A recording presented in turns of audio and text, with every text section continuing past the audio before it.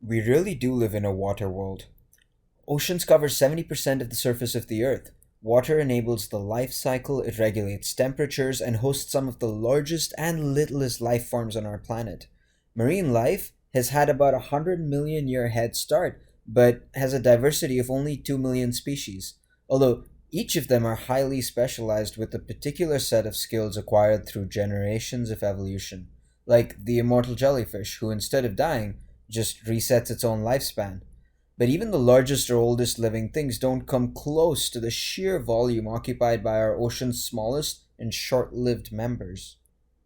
Phytoplankton populate the upper sunlit layers of every water body. Their most common type, diatoms, make up almost half of the organic material in the oceans.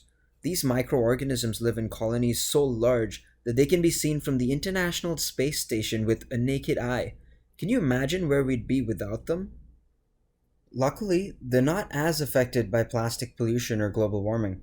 In fact, they're so versatile that during the last 185 million years, they've evolved into about 200,000 species to suit every climate. That makes them pretty easy to cultivate. I mean, for a biologist, I can barely keep my houseplants alive.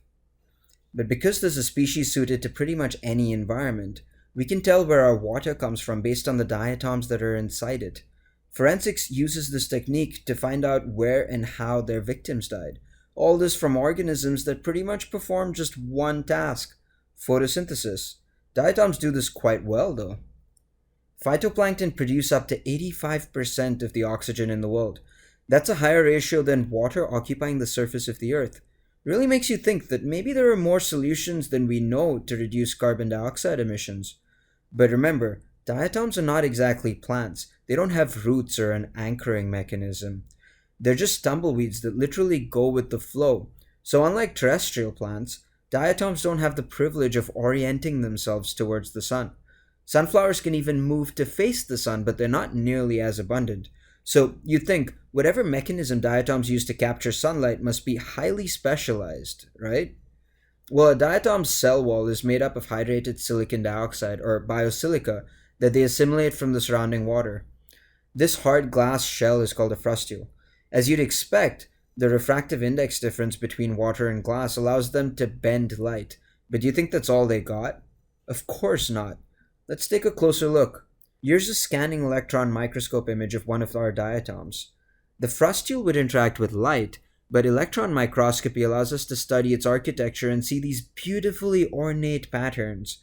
Now, I know the nanophotonics people in the room have the same switch going off in your heads as I did when I first saw this. They're just funky looking photonic crystals. And this methodical hierarchy of holes manifests itself in every single species. In fact, the detail in these shapes is exquisite. You have stars, saddles, pyramids, weird balls. There's a shape for every function. And a new generation of diatoms spawns every week, which makes them pretty cheap to mass manufacture. Of course, what's important is that the dimensions are constant between and within diatoms. Normally, frustules are well defined enough to identify a species just by looking at it. We examined a few of them to convince ourselves that the radius and lattice spacing had negligible deviation, and found that its growth process allowed the diatom to create a complex hierarchy where the shell is made up of a few layers of two-dimensional photonic crystals, with slightly varying morphologies. But since every layer in every diatom has the same periodicity, maybe there's a purpose to this? Whether to capture and slow down light or circulate it around the shell? So let's see whether the speculation makes sense. The solar spectrum gets attenuated by the atmosphere as it reaches sea level. Most of the light in the visible spectrum still goes through, which is why we've evolved to see the visible spectrum, and chlorophyll has evolved to absorb it as energy. The simulations on the top show that the frustule can confine light. But does it focus it? Diatoms don't need every color to focus at the same point, but they do need to be able to capture light that's incident on them at any angle, like an inverse meta-lens. So the frustule needs to somehow guide light so that its focal point remains relatively similar. We recreated a section of the frustule using water holes in a silica lattice. A plane wave is sent in at 45 degrees, and the lateral k-vector filtering of the crystal redistributes energy from the horizontal component to the vertical component. In a curved frustule, this would imply angle-independent focusing, right? But the proof is in the experimental results. We used scanning near-field optical microscopy to see which parts of the diatom transmit light. Over here, we're looking inside a frustule using two different colors.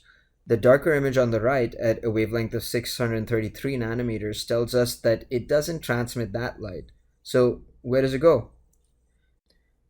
Let's look at the wavelengths it scatters. Hyperspectral microscopy shows us that the light does get guided to where the chloroplasts are. So, great! We can combine these microscopy techniques to figure out how these diatoms respond to light. But once they couple the incident light, how do they guide it to the right location? Propagation simulations along the plane of the frustule tell us that the middle belt acts kind of like a highway, so that the light can circulate around the shell till the chloroplasts are ready to absorb it, or till it directionally couples to another frustule. Of course, that's why they live in colonies. They share resources, or in this case, they share light. So if one diatom can't absorb all the incident sunlight, the leftover light just couples to other diatoms and eventually gets used somewhere along the chain. Hopefully we can mimic them to improve the efficiency of our solar panels. Living diatoms number in the trillions. I'd like to wrap up by sharing with you one of the things I love about this project. Diatoms remind me that every one of us, every patent, paper, or thesis we produce can add value. Literally every drop makes the ocean. Thank you.